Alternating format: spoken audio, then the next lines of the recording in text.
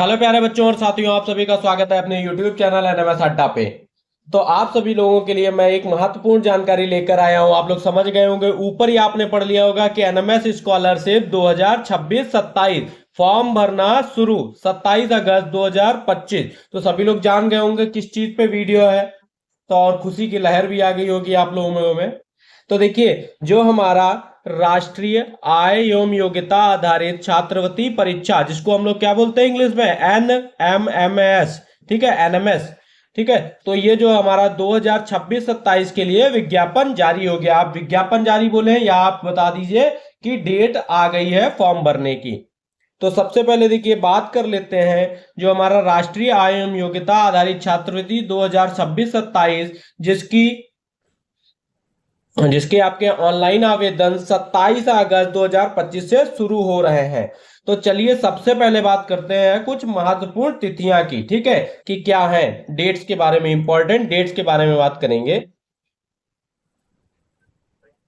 ठीक है, अब बात कर रहे थे हम लोग इंपॉर्टेंट डेट्स की। तो इंपॉर्टेंट डेट देखिए, इतना ये हमारी जो पूरी आई है, क्या है, विज्ञापन जारी हुआ है आपके वेबसाइट पे, तो आप इसको देख सकते हैं। पर आप लोग इंपॉर्टेंट चीज देखिए, जो हमारा ऑनलाइन आवेदन होने शुरू होने की तिथि आपकी क्या है, 27 अगस्त 2025 है। और आवेदन की अंतिम जैसे क्या है, 27 अगस्त 2025 से आपके क्या है, फॉर्म भरे जाएंगे। और ऑनलाइन आवेदन करने की अंतिम तिथि क्या है, हमारी अंतिम तिथि देख सकते हैं 24 सितंबर 2025। तो अप्रोक्सीमेटली आप कह सकते हैं कि आपको मिल रहे हैं 25 प्लस दिन। कितने? 25 प्लस दिन मिल रहे हैं। और परीक्षा की तिथि हमारी क्या है, 9 नवंबर 2025। तो क्या बोलेंगे, परीक्षा की तिथि भी आपको पता है कि 9 नवंबर 2025 संडे के दिन आपको पेपर होगा नवंबर में। अब बात कर लेते हैं सरल और सिंपल भाषा में, जिसको बोलते हैं भाई सिंपल और सरल एक ही होता है, ठीक है। अब यहाँ पे निर्धारित आवेदन के लिए आपके अतिरिक्त डाक द्वारा या अन्य किसी माध्यम से आवेदन स्वीकार नहीं किए जाएंगे। सिर्फ आपको क्या करना है, ऑनलाइन फॉर्म भरने हैं। क्या करना है आपका, सिर्फ ऑनलाइन फॉर्म होगा और कोई इसका मेथड नहीं है फॉर्म भरने का। तो ये लोग भी जान ले, इसकी पूरी जानकारी हम अभी आपको लास्ट तक दे रहे हैं। देखिए सबसे पहले जान ले भाई, फॉर्म जान लिया हमने कि डेट कब है, कब तक फॉर्म भरे जाएंगे, पेपर कब होगा। अब ये भी तो जान लीजिए कि एलिजिबिलिटी क्या है भाई। अब कौन कौन से छात्र आवेदन कर सकते हैं, कौन कौन से छात्र आवेदन कर सकते हैं। देखिए, जो छात्र वर्तमान सत्र, ठीक है, वर्तमान सत्र नहीं बोलेंगे, जो पिछला वर्तमान सत्र, हाँ बोल देते हैं, जो छात्र वर्तमान सत्र 25-26 में कक्षा 8 में पढ़ रहे हैं, क्या पढ़ रहे हैं, कक्षा 8 में पढ़ रहे हैं, ठीक है, वो इसका फॉर्म भर सकते हैं। जो भाई 25-26 जो इस साल कक्षा 8 में पढ़ रहे हैं वो इसका फॉर्म भर सकते हैं। और जो देखिए उनकी कक्षा 7 में क्या होनी चाहिए, जो कक्षा 7 में 2025 में पास करके आएंगे, 2024-25 जो इस साल पास किए हैं और इस साल कक्षा 8 में आ गए, कक्षा 7 में उनके कम से कम 55% मार्क्स होने चाहिए। कितना मार्क्स होना चाहिए, 55% मार्क्स होने चाहिए। जो और एससी जो एसटी है, जो एससी और एसटी है, जर्नल और ओबीसी के लिए आपके 55%, और एससी और एसटी के लिए आपके क्या है, 50% कक्षा 7 में होने चाहिए। और फॉर्म सिर्फ वही लोग भर सकते हैं जो आपके राजकीय और अशासकीय सहायता प्राप्त स्कूलों में पढ़ रहे हैं, ठीक है। और जो बात कर लेते हैं, जो हमारे जवाहर नवोदय विद्यालय या केंद्रीय विद्यालय या आपके सैनिक स्कूल या आपके राजकीय जो प्राइवेट वगैरह, ये कोई भी फॉर्म नहीं भर सकते हैं। क्लियर है इतना नोटिस से। और एक चीज, जो छात्र के परिवार, अब सभी लोग पूछते हैं कि वार्षिक आय किसकी लगेगी, तो छात्र जो है उसके परिवार की वार्षिक आय 3.5 लाख से 3.5 लाख से रुपए से का अधिक ना हो, ठीक है, 3.5 लाख तक हो, उससे अधिक नहीं होनी चाहिए। अगर आपकी अधिक है तो आप फॉर्म नहीं भर पाएंगे, ये भी क्लियर है, ठीक है। जब भी आप लोग डॉक्यूमेंट्स अपलोड करेंगे तो देखिए, आप अब क्या है, जो हमारे अभिभावक है, पेरेंट्स है, उन्हीं की आय लगेगी, ठीक है। क्लियर है यहां तक। अब बात कर लेते हैं अब डॉक्यूमेंट्स रिक्वायर्ड की। डॉक्यूमेंट रिक्वायर्ड क्या है हमारे, सिंपल भाषा में जानिए, डॉक्यूमेंट क्या क्या लगेंगे। तो आपका लगेगा आय प्रमाण पत्र, क्या लगेगा हमारा, आय प्रमाण पत्र तहसीलदार या आपका सक्षम अधिकारी से। यहाँ पे पूरा लिखा हुआ है, तहसीलदार है आपका सक्षम अधिकारी के द्वारा जात। और फिर बात कर रहे हैं, अगर आप SC, अगर आप SC ST या OBC OBC या EWS वर्ग से है तो आपका क्या लगेगा, तो आपका लगेगा जाति प्रमाण पत्र, जाति प्रमाण पत्र। ठीक है, जाति प्रमाण पत्र ये हो गया हमारा दो चीजें डॉक्यूमेंट्स में। फिर बात करते हैं, फिर तीसरे नंबर पे आ जाते हैं आधार कार्ड। फिर बात करते हैं आधार कार्ड। आधार कार्ड लगेगा, आपकी पासपोर्ट साइज फोटो लगेगी, आपकी पासपोर्ट साइज फोटो आएगी,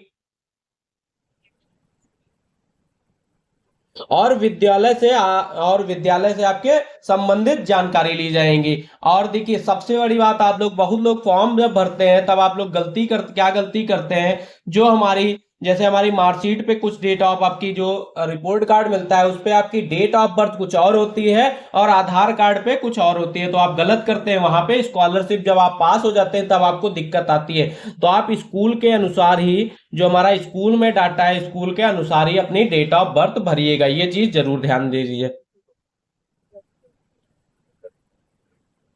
और देखिए दोस्तों, इस परीक्षा का सबसे बड़ा फायदा क्या है, इस परीक्षा का सबसे बड़ा फायदा यह है, जो हमारी जो ऑनलाइन फीस है, जो हमारे आवेदन की कोई भी, इनका क्या है, आवेदन जो होता है इसका कोई भी शुल्क नहीं है, बिल्कुल बोल सकते हैं कि फ्री है। आपका फॉर्म बिल्कुल फ्री भरा जाएगा। क्या भरा जाएगा, आपका फॉर्म बिल्कुल फ्री भरा जाएगा।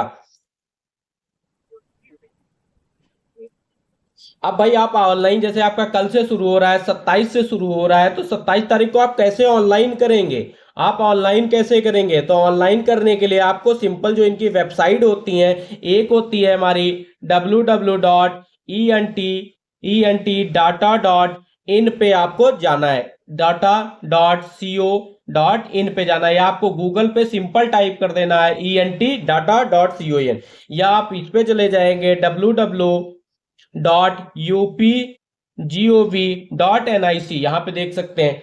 क्लियर है, तो इन दो वेबसाइटों पे आपके फॉर्म भरे जाएंगे। फॉर्म कैसे भरे जाएंगे वो भी हम पूरी डिटेल बनाएंगे वीडियो के साथ। अभी तो आपको मैं बता रहा हूं, आपको करना क्या है, ये जो सारे डॉक्यूमेंट्स हैं आपको पहले से बनवा के रख लेने हैं। आपके पास क्या है, 20 दिन का, अगर किसी के नहीं बने हैं तो आज ही जाके अप्लाई कर दीजिए। तो दोस्तों ये थी हमारी एनएमएस छात्रवृत्ति योजना। और देखिए जो आपकी एनएमएस छात्रवृत्ति योजना क्या है, छात्रों के उज्जवल भविष्य के लिए बहुत लाभकारी होती है। क्यों लाभकारी होती है, इसमें अगर आप पास हो जाते हैं तो आपका कक्षा 9 से लेके 12 तक 48,000 रुपए दिए जाते हैं प्रति साल, 12,000 रुपए जब आप पेपर पास हो जाएंगे।